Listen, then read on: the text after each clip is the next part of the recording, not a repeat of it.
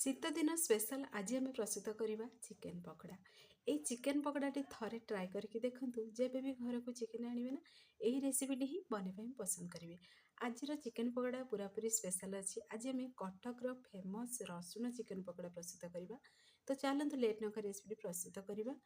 नमस्कार, जय जगन्नाथ पेंजिली कुकिंग को आपण मानक अनेक अनेक स्वागत। प्रथम आम कि चिकेन नवा। चिकेन को भलसे क्लीन कर धोई देती।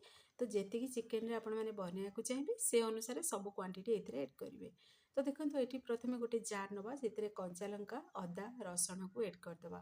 तापर से जार रे आउटे आम टेस्ट को बढ़ावाई एड करवा से अल्प टिके पुदीना पत्र आउ 2 ରୁ 3 पीस मुझे एड कर पालंग शाग एड कर। पालंग शाग भी देखिए बहुत बढ़िया लगे जब पालंग शाग जब आप पकड़ा बनाऊँ ताहले भी। तो अल्प टिके आम से एड करदे। पालंग शाग ये पूरापूरी ऑप्शनल अच्छी। अल्प टिके पानी को एड कर मिक्सर ग्राइंडिंग करी गोटे आम फाइन पेस्ट बनईकी रेडी करदे। जेहेतु से आम पालंग शाग एड कर तो देखो बहुत बढ़िया पूरा कलर आसी। पुदीना पत्र भी एड कर पालंग शाग भी एड कर बहुत बढ़िया कलर आसी। आपण मैंने चाहिए ये ग्रीन चिकेन पकड़ा भी बनई पारे कि मुझे आज नॉर्मल चिकेन पकड़ा ही प्रस्तुत कर बहुत स्वादिष्ट लगे खाइबे आ पूरापूरी फ्लेवरफुल जेहेतु आम आज रसुण चिकेन पकड़ा बनाऊँ तो रसुण टी अधिक क्वांटिटी देखो मुझे क्रश करके एड कली आते लंका गुंड जी राग खाइबे एड करदे आगे चटपटा फ्लेवर पाई जमी टेस्ट को बढ़ावाई मुझे एड कर मैगी मसला। तो गोटे बड़ चामच एड कर पुणी थे लेंबू रस देदेव गोटे फड़ा लेंबूर रस एड कर लेंबू रस बदल में आपण मैंने दही भी एड करेंगे।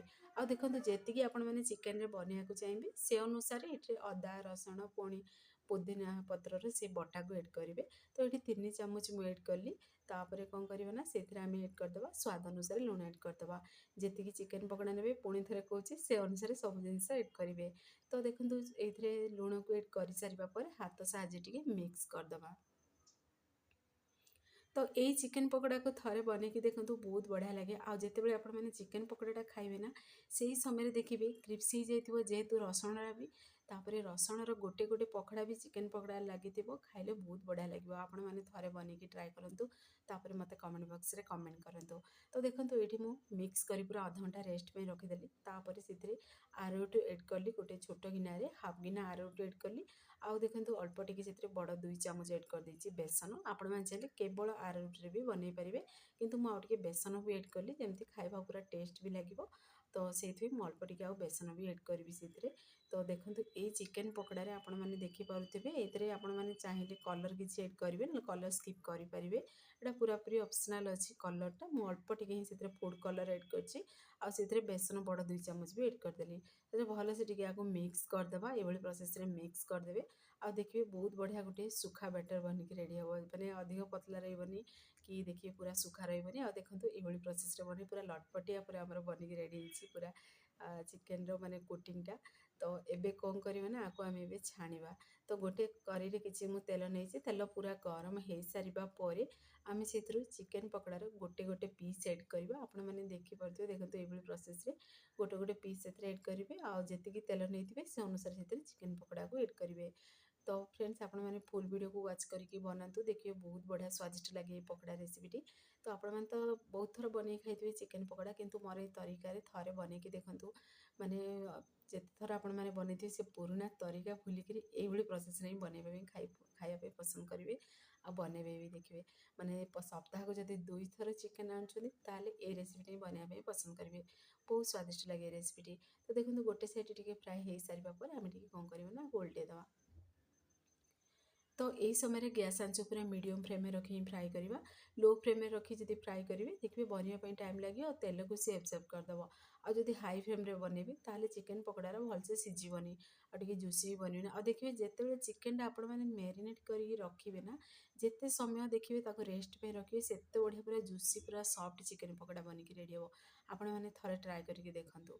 तो देखो गोटे स्टेप बनिक रेडी भी सारा केते सुंदर भी देखा आपण मैंने नोटिस करेंगे पकड़ारे रसुण भी देखा चिकेन पकड़ा सहित रसुणा गोटे माने क्रिप्स हो जाए।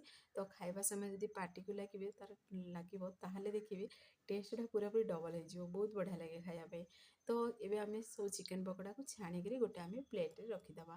ଫ୍ରେଣ୍ଡସ୍, ଆପଣ ଯଦି ଏ ଭିଡ଼ିଓଟି ମୋର ପସନ୍ଦ ଆସିବ, ଆପଣମାନେ ସାଙ୍ଗମାନଙ୍କୁ ସେୟାର କରନ୍ତୁ, ଲାଇକ୍ କରନ୍ତୁ। ଚ୍ୟାନେଲ୍ ଯଦି ନୂଆ ଅଛନ୍ତି, ଚ୍ୟାନେଲ୍କୁ ମୋର ସବସ୍କ୍ରାଇବ୍ କରିଦିଅନ୍ତୁ, ବେଲ୍ ଆଇକନ୍କୁ କ୍ଲିକ୍ କରିଦିଅନ୍ତୁ, ଯାହାଫଳରେ ମୋର ସବୁ ଭିଡ଼ିଓ ନୋଟିଫିକେସନ୍ ପ୍ରଥମେ ଆପଣମାନଙ୍କୁ ପହଞ୍ଚିବ। ମୁଁ ଏମିତି ଇଜି ଇଜି ଭିଡ଼ିଓ ନେଇ ଆସିବି, ଆପଣମାନେ ଦେଖିକି ଘରେ ଆକୁ ନିହାତି ଟ୍ରାଏ କରନ୍ତୁ। ଆଉ ଯଦି ଫେସବୁକ୍ ପେଜ୍ ଦେଖୁଛନ୍ତି, ତାହେଲେ ଫେସବୁକ୍ ପେଜ୍ ମୋର ଫଲୋ କରନ୍ତୁ। ଇନଷ୍ଟାଗ୍ରାମରେ ଦେଖୁଥିଲେ ଫଲୋ କରିବାକୁ ଜମାରୁ ଭୁଲନ୍ତୁନି। ତ ଦେଖନ୍ତୁ, ଗୋଟେ ଷ୍ଟେପ୍ ବନି ସାରିବା ପରେ ପୁଣି ଥରେ ମୁଁ ଆଉ ଗୋଟେ ଷ୍ଟେପ୍ ସେଥିରେ ଏଡ଼୍ କରିଦେଲି। ଆଉ ଦେଖନ୍ତୁ କେତେ ବଢ଼ିଆ ପୁରା ବନିକି ରେଡ଼ି ବି ହେଇସାରିଲାଣି। ତ ଆପଣମାନେ ଦେଖିବେ କଟକ ଯଦି ଯାଇଥିବେ ଏଇ ଚିକେନ୍ ପକୋଡ଼ା ରେସିପିଟି ଆପଣମାନେ ନିହାତି ଖାଇଥିବେ। ତ ବହୁତ ବଢ଼ିଆ ଲାଗେ, ରସୁଣ ଚିକେନ୍ ପକୋଡ଼ା ବୋଲି ଆକୁ କୁହନ୍ତି। ତ ପୁରାପୁରି ସ୍ପେଶାଲ୍ ଚିକେନ୍ ପକୋଡ଼ା। ତ ଆପଣମାନେ ଘରେ ଆକୁ ନିହାତି ଟ୍ରାଏ କରିବେ। ଆଉ ଦେଖନ୍ତୁ ଫାଇନାଲି କେତେ ସାରା ପୁରା ବନିକିରି ଆମର ରେଡ଼ି ବି ହେଇସାରିଲାଣି। ତ ଆପଣମାନେ ଏମିତିରେ ସ୍ନାକ୍ସରେ ବି ଖାଇପାରିବେ, ଏମିତିରେ ଭାତ ସହିତ ବି ଖାଇପାରିବେ। ତ ଆପଣମାନଙ୍କ ମନ ପସନ୍ଦ ଅନୁସାରେ ଯେତେବେଳେ ବି ବନେଇକିରି ଆକୁ ଖାଇପାରିବେ। ଗରମ ଗରମ ଚିକେନ୍ ପକୋଡ଼ା, ଯେହେତୁ ଏବେ ଶୀତ ଦିନ, ତ ଶୀତ ବା ଥଣ୍ଡା ଅଧିକା ପଡ଼ୁଛି। ତ ଆପଣମାନେ ଏଇ ସମୟରେ ଗରମ ଗରମ ସନ୍ଧ୍ୟା ସମୟରେ ବନେଇକି ଖାଆନ୍ତୁ, ନିଜେ ଖାଆନ୍ତୁ, ଅନ୍ୟମାନଙ୍କୁ ବି ଦିଅନ୍ତୁ। ତ ଫାଇନାଲି ଦେଖନ୍ତୁ ତା ସହିତ ଗ୍ରୀନ୍ ଚଟନି ଆଉ ସାଇଡ଼କୁ ପିଆଜ ପୁରା ରିଙ୍ଗ କରି ମୁଁ କାଟି ଦେଇଛି। ତ ଦେଖିବେ ପିଆଜ ସହିତ ଚଟନି ସହିତ ଯଦି ଗ୍ରୀନ୍ ଚଟନି ସହିତ ଚିକେନ୍ ପକୋଡ଼ାର ମଜା କିଛି ଅଲଗା ଥାଏ। ତ ଆପଣମାନେ ଆଗେ ଟ୍ରାଏ କରନ୍ତୁ। ଆଉ କେଉଁ ଜିଲ୍ଲାରୁ ଦେଖୁଛନ୍ତି ନିହାତି କମେଣ୍ଟ ମାଧ୍ୟମରେ ଜଣାନ୍ତୁ। ମୋତେ ବି ଖୁସି ଲାଗିବ ମୋ ଭିଡ଼ିଓ କେତେଦୂର ପର୍ଯ୍ୟନ୍ତ ପହଞ୍ଚୁଛି। ତ କମେଣ୍ଟ କରିବେ ନିହାତି, ଆପଣମାନଙ୍କ ଅନୁଭୂତି ମୋ ସହିତ ସେୟାର କରନ୍ତୁ। ଯଦି ବନାଉଛନ୍ତି ମୋର ଏ ରେସିପିଟି, ତ ଆଗରୁ ଯଦି ଚିକେନ୍ ପକୋଡ଼ା ଆପଣମାନେ ଘରେ ପ୍ରସ୍ତୁତ କରିଛନ୍ତି, ଏବେ ଯଦି ଚିକେନ୍ ପକୋଡ଼ାଟା ବନାଉଛନ୍ତି, ମାନେ ତା ଭିତରେ ଫରକଟା କ'ଣ ମୋତେ ଆପଣଙ୍କର ଅନୁଭୂତି ମୋ ସହିତ ସେୟାର କରନ୍ତୁ, ମୋତେ ବି ଖୁସି ଲାଗିବ। ତ ଦେଖନ୍ତୁ ପାଖରୁ ବି ଦେଖେଇଦେଲି କେତେ ବଢ଼ିଆ ପୁରା ଚିକେନ୍ ପକୋଡ଼ାଟା ବନିକି ରେଡ଼ି ବି ହେଇଛି। ଆଉ ବହୁତ ବଢ଼ିଆ କଲର୍ ବି ଆସିଛି, ଆଉ ବହୁତ ବଢ଼ିଆ ଟେଷ୍ଟ ବି ଲାଗୁଥିଲା। ତ ଆପଣମାନେ ଟ୍ରାଏ କରନ୍ତୁ। ସେ ପର୍ଯ୍ୟନ୍ତ ରହୁଛି, ପୁଣି ଏକ ନୂଆ ରେସିପି ନେଇ ଆସିବି। ନମସ୍କାର, ଜୟ ଜଗନ୍ନାଥ।